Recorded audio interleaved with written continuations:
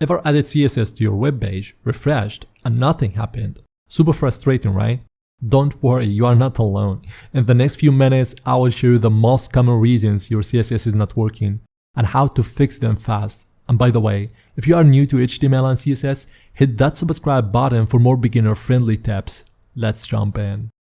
First, inside the head tag, check your CSS link.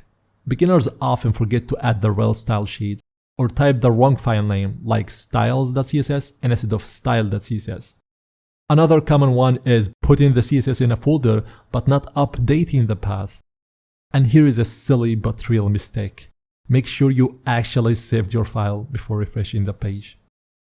Next, syntax errors. Even one tiny mistake can break your CSS.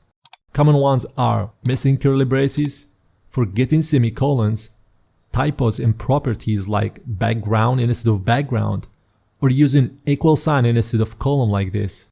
If something doesn't look right, always double check your syntax.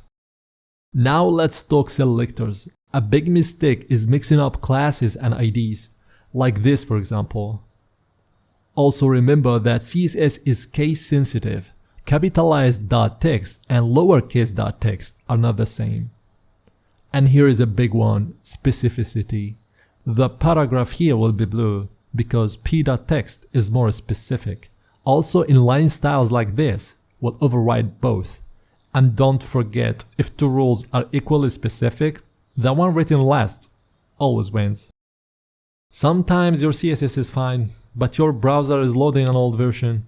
In this case, you should do a hard refresh with Ctrl, Shift, and R on Windows or Command, Shift, and R on Mac.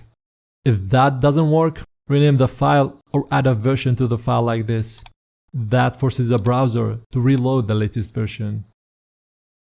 Check your file placement. If your CSS is in a subfolder, the path has to match your project's structure. Another common mistake, editing the wrong CSS file.